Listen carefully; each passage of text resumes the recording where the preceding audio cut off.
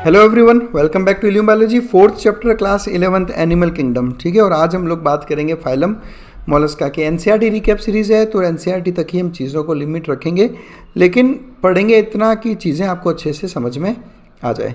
ये चार्ट जो आज तक हम जितने भी फाइलम पढ़े बार बार हम इसको देखते हैं। हम एनेलिडा से आगे बढ़ चुके हैं और मैंने आपको हर वीडियो में यही चीज़ समझाई है कि एनेलिडा के आगे जितने भी फाइलम हैं उनमें आँख बंद करके आपको ऑर्गन सिस्टम लेवल लिखना है, बायलेटरल सिमेट्री लिखनी है, ट्रू सिलोम लिखना है और ट्रिप्लोब्लास्टिक ऑर्गेनिज्म लिखना है। ये सब कॉमन फीचर्स है ना। ये टेबल बार बार हमने आपको समझाई है ताकि अब तक मुझे लगता है टेबल आपको अच्छे से याद हो गई होगी। तो ये क्वेश्चंस में आपको गड़बड़ नहीं करनी है कि रेडियल सिमेट्री किस में है, असिलोमेट कौन सा है, सुडोसिलोमेट कौन सा है। ये सब चीज़ें आपको अब तक याद हो जानी चाहिए। चलिए शुरू करते हैं हम लोग। आज बात करेंगे मोलस्का किंगडम, मोलस्का फाइलम की, सॉरी एनिमल किंगडम का फाइलम मोलस्का। देखो मोलस्का अगर हम बात करें तो सबसे कैरेक्टरिस्टिक फीचर इनका क्या रहता है कि सॉफ्ट बॉडीड एनिमल्स हैं ये सारे के सारे। इन सब की कैसी रहती है बॉडी? सॉफ्ट बॉडी रहती है इनकी, soft bodied animals. Mollusca word का मतलब ही यही होता है, सॉफ्ट बॉडीड एनिमल्स। और इन सब एनिमल्स के ऊपर इस तरह की एक हार्ड कवरिंग प्रेजेंट होती है जो कि कैल्शियम कार्बोनेट की बनी होती है, कैल्शियम कार्बोनेट। और ऐसा कोई भी स्ट्रक्चर जो कैल्शियम कार्बोनेट का बना है उसको कहा जाता है कैल्केरियस स्ट्रक्चर। ठीक है, ये टर्म सुनेंगे आप बार बार, आपको बायोलॉजी में सुनने को मिलेगा। कैल्केरियस स्ट्रक्चर एक ऐसा स्ट्रक्चर जो कैल्शियम कार्बोनेट का बना है। तो कैल्केरियस इसका रहेगा हार्ड कवरिंग, पर बॉडी कैसी रहती है इनकी? खुद सॉफ्ट बॉडीड एनिमल्स होते हैं मोलस्का। ये सेकंड लार्जेस्ट एनिमल फाइलम है। अब आप देखें इसे, लार्जेस्ट एनिमल फाइलम हमने पिछला पढ़ा था, कौन सा था? आर्थ्रोपोडा। सबसे ज़्यादा स्पीशीज़ हमें आर्थ्रोपोडा फाइलम में मिलेगी और आर्थ्रोपोडा के बाद सेकंड लार्जेस्ट फाइलम है मोलस्का। तो इसमें आपको मिलेगी second highest number of species. ये टेरेस्ट्रियल होते हैं, एक्वाटिक भी होते हैं, एक्वाटिक में मराइन भी है और फ्रेश वाटर भी है। और ये सब चीज़ें वही रटी रटाई जो मैं आपको बार बार बता रहा हूँ, organ system, level of organisation, bilateral symmetry, triploblastic और ट्रू सिलोमेट एनिमल्स, है ना। ये सब चीज़ें अब अपने को बार बार याद करने की ज़रूरत नहीं है। चलिए फिर बॉडी स्ट्रक्चर की अगर हम बात करें तो देखो इसकी बॉडी यूँ तो अनसेगमेंटेड रहती है ना, सेगमेंट्स प्रेजेंट नहीं होते। सेगमेंट्स तो नहीं है लेकिन इसमें आपको अलग से एक हेड दिख जाएगा, ठीक है, एक दिख जाएगा मस्कुलर फुट लाइक स्ट्रक्चर और एक विसरल हम्प। ठीक है, सेगमेंट्स प्रेजेंट नहीं है बट ठीक है, आपको हेड, फुट और विसरल हम्प पे तीन अलग अलग डिस्टिंक्ट स्ट्रक्चर्स देखने को मिल जाएंगे, लेकिन अंदर से सेगमेंट प्रेजेंट नहीं होते। हेड आपको समझ में आ ही रहा होगा, फुट इसके मूवमेंट के लिए, और विसरल हम्प, इसका नाम विसरल हम्प इसलिए रखा बिकॉज जो विसरल ऑर्गन्स हैं इसके, ये सारे विसरल ऑर्गन्स जो विसेरा है उसका इस हम्प में प्रेजेंट होता है, इसलिए विसरल हम्प इसको कहते हैं। तो ये हेड वाला स्ट्रक्चर, ये पोर्शन मस्कुलर फुट और ये सारा इसका visceral hump like structure. Hump मतलब ऐसा, ये जो उभार है ना इसको हम्प कहा जाता है। जैसे आपने कैमल के ऊपर देखा होगा तो ठीक इस तरह का ये hump like structure, this is hump. इसमें इसके most of the visceral organs present होते हैं, इसलिए इसको विसरल हम्प कहा जाता है।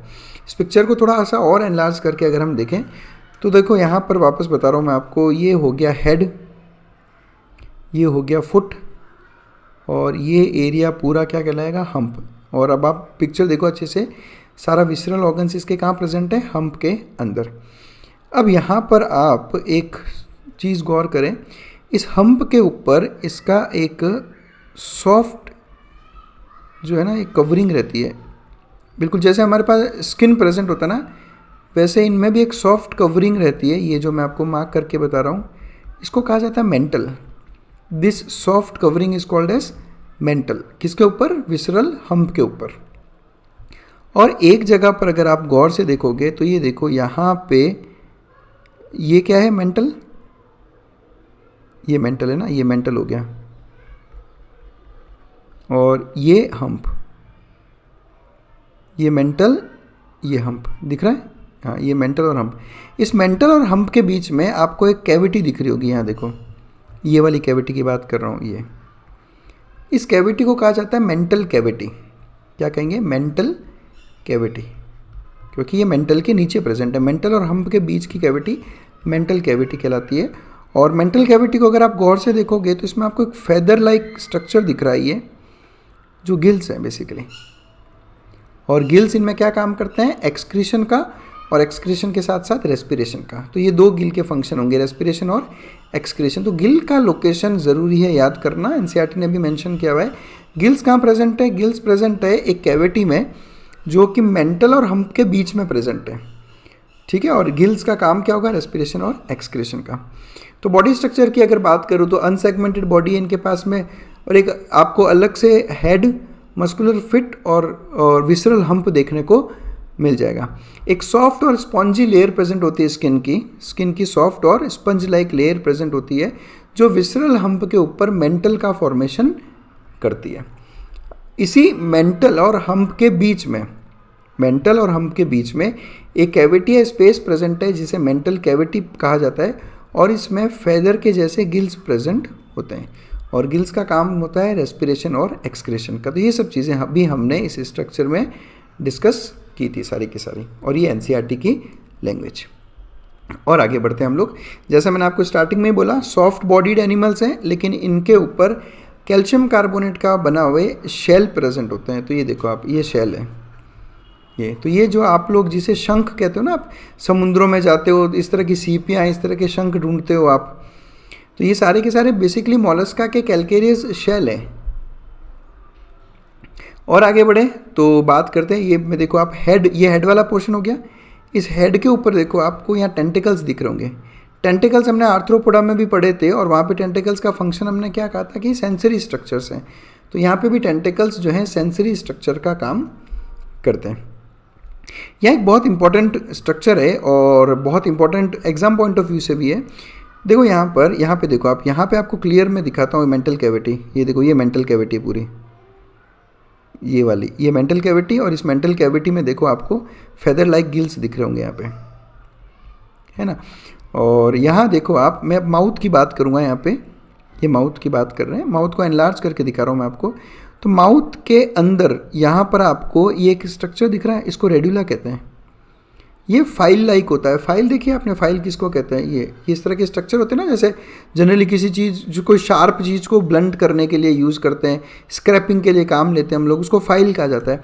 तो इस तरह से क्या एक फाइल लाइक स्ट्रक्चर होता है ये यहाँ पर, ठीक है, जिसे रेड्यूला कहा जाता है। और ये रेड्यूला बेसिकली फीडिंग में हेल्प करता है। जो हम लोग फूड इंजेस्ट करते हैं ना, फीड करते हैं, फीड में हेल्प करता है रेड्यूला, ठीक है। तो इसके माउथ में एक फाइल लाइक, मतलब ऐसी फाइल के जैसी रास्पिंग ऑर्गन होता है। रास्पिंग का मतलब क्या होता है? देखो, जब हम इस फाइल को किसी सरफेस पे जब आप रगड़ते हो, है ना, तब जो आपको साउंड सुनाई देता है ना, उसको कहते हैं रास्पिंग, उसको रास्प कहते हैं, और उस प्रोसेस को कहते हैं रास्पिंग। तो इस जो बिल्कुल रेड्यूला का भी ऐसे ही रहता है, जब फीडिंग होती है तो ये फीडिंग रास्पिंग तरह की साउंड प्रोड्यूस करती है, इसलिए इसको रास्पिंग ऑर्गन कहा गया। और इसका काम क्या रहता है? फीडिंग का। और इस स्ट्रक्चर को हम कहते हैं रेड्यूला। नीट यूजी में ये बहुत इंपॉर्टेंट क्वेश्चन है मोलस्का फाइलम से, तो आपको ध्यान रखना है कि रेड्यूला क्या है। रेड्यूला माउथ में प्रेजेंट एक स्ट्रक्चर है जो बिल्कुल फाइल के जैसा होता है, और किसी सरफेस को घिसने का ये काम करता है। जब हम इसको फीड कराते हैं ना, जैसे, तो फीड में जो फूड आता है, ये फूड के ऊपर जो है रास्पिंग करने के काम में ये आता है रेड्यूला। और आगे बढ़ते हैं तो यूजुअली डायशियस एनिमल्स हैं। डायशियस मतलब क्या हो गया? मेल और फीमेल बॉडी सेपरेट रहेगी। ओविपेरस है, मतलब कि एग लेइंग एनिमल्स है। और डेवलपमेंट कैसा है? इनडायरेक्ट, यानी कि इनमें लार्वा प्रेजेंट होता है डेवलपमेंट में। वापस एक बार मैं बता देता हूँ आपको, ओविपेरस का मतलब ऐसे एनिमल्स जो एग ले करते हैं उनको हम कहते हैं ओविपेरस। इसका ऑपोजिट होता है वीवीपेरस। वीवीपेरस का मतलब होता है ऐसे एनिमल्स जिनमें जो डेवलपमेंट होता है फीटस का या चाइल्ड का, वो उसकी बॉडी के अंदर ही होता है, उनको वीवीपेरस कहते हैं। ओविपेरस एग ले करते हैं और इस एग के अंदर जो है डेवलपमेंट होता है चाइल्ड का, तो ये फ़र्क रहता है। इनडायरेक्ट डेवलपमेंट का मतलब क्या होता है कि इसमें की लार्वल स्टेज प्रेजेंट होती है और ये लार्वा फिर बाद में कन्वर्ट होकर बनाता है एडल्ट। जैसे हम ह्यूमन बींग्स की बात करें तो क्या ह्यूमन बींग्स में कोई लार्वल स्टेज होती है? नहीं होती है। तो हमारा डेवलपमेंट कैसा होता है? Direct development. हम क्या कह रहे हैं कि डायरेक्ट डेवलप हो गया है एडल्ट। यहाँ पे एडल्ट डायरेक्ट डेवलप नहीं हुआ, बीच में एक स्टेज आती है जिसको आप कहते हो लार्वल स्टेज। तो ओविपेरस है और इनडायरेक्ट डेवलपमेंट होता है। अब बात करते हैं इनके एग्जाम्पल्स की। तो एग्जाम्पल्स में सबसे इंपॉर्टेंट एग्जाम्पल है पाइला, या फिर जिसे आप कहते हो एप्पल स्नेल। ये स्नेल्स देखे होंगे आपने, धीरे धीरे मूव करने वाले एनिमल्स होते हैं ये। एप्पल स्नेल कहते हैं इसको, या फिर पाइला इसका नाम है। पिंक टाड़ा जिसे कहा जाता है पर्ल ऑयस्टर। पर्ल मतलब क्या होता है? मोती। तो जो आप कहते हो ना समुद्रों में मोती मिले, और ये सब इन्हीं के हैं ये सारे। तो दीज आर पर्ल ऑयस्टर्स और पिंक टाड़ा। नेक्स्ट एग्जाम्पल है ऑक्टोपस, डेविल फिश। ये आपको ज़रूर ध्यान रखना। देखो ऑक्टोपस जो है ना, ये मोलस्का का एग्जाम्पल है, ठीक है, और इसको डेविल फिश भी कहा जाता है। आपको एनिमल डाइवर्सिटी में ऐसे बहुत सारे नाम मिलेंगे जिसके पीछे फिश लगता है, लेकिन ज़रूरी नहीं है कि वो फिश हो। जैसे आपने सिल्वर फिश पढ़ा होगा, अब सिल्वर फिश भी एक इंसेक्ट है, ठीक है। तो इस तरह के नामों को आप अलग से याद करना शुरू करें। डेविल फिश किसको कहते हैं? हम ऑक्टोपस को। उसके अलावा कटल फिश, एक और फिश आ गई देखो। अब ये भी फिश नहीं है, सिर्फ इनके नाम ऐसे हैं। तो कटल फिश या फिर सीपिया कहा जाता है इसे, तो सीपिया भी एग्जाम्पल है मोलस्का का। उसके अलावा लॉलिगो, स्क्विड जिसे कहते हैं, और एप्लाइशिया जिसे कहा जाता है सी हेयर। हेयर किसको कहते हैं? हम खरगोश को, जो रैबिट होता है उसके लिए वर्ड यूज़ होता है। अब आप अप्लाइशिया को देखो सामने से, बिल्कुल आपको ऐसा खरगोश जैसा दिखता है ये, इसलिए इसको सी हेयर या समुद्र का खरगोश कहते हैं, अप्लाइशिया और सी हेयर। उसके अलावा एग्जाम्पल्स में डेंटेलियम जिसे टस्क शेल कहा जाता है। टस्क आपको पता है किसको कहते हैं? टस्क कहते हैं जो हाथी का जो दांत होता है, एलिफेंट का। तो आप देखो डेंटेलियम का स्ट्रक्चर बिल्कुल कैसा है कि जैसा हाथी का दांत हो, ये टस्क जैसा स्ट्रक्चर है इसका, इसलिए इसको टस्क शेल कहा जाता है या फिर डेंटेलियम। डेंटेलियम वर्ड भी वहीं से लिया। देखो हमने डेंटल मतलब कि डेंटिस्ट होता है ना, तो टूथ, तो बिल्कुल कैसा दिखता है? हाथी के दांत के जैसा, इसलिए टस्क शेल या डेंटेलियम। और सबसे नेक्स्ट एग्जांपल है कीटोल्यूरा, जिसका कॉमन नेम है काइटोन। देखो ये जो मैंने इटालिक्स में लिखा है रेड कलर में सारे एग्जांपल्स में, वो इनके जूलॉजिकल नेम्स हैं, और ब्लैक कलर में जो विदाउट इटालिक्स लिखा है वो इनके कॉमन नेम है। तो ये सारे के सारे इनके एग्जांपल्स। अब एग्जांपल्स कैसे याद करना है, तो निमोनिक्स वाले वीडियोस देख लो, उनमें हमने सारे निमोनिक्स बता रखे हैं आपको एक साथ में सारे के सारे फाइलम के, ठीक है। वहाँ से आप एग्जांपल्स याद कर सकते हो। तो बस that's it. Thanks a lot for watching us. अभी भी अगर आपको किसी तरह के डाउट हो तो आप मुझे मेरे व्हाट्सएप नंबर पर, मेल आईडी पर और इंस्टाग्राम हैंडल पे मुझसे बात कर सकते हो। और अगर को लगता है कि चैनल में बहुत हेल्पफुल है वीडियोज़ हैं आपके लिए, तो ज्वाइन करें, हमें सपोर्ट करें और मेंबर बने हमारे चैनल के, ताकि इस तरह के और भी जो मेंबर ओनली वीडियोज़ है वो भी आप एक्सेस कर सको। तो बस that's it. Thanks a lot for watching us.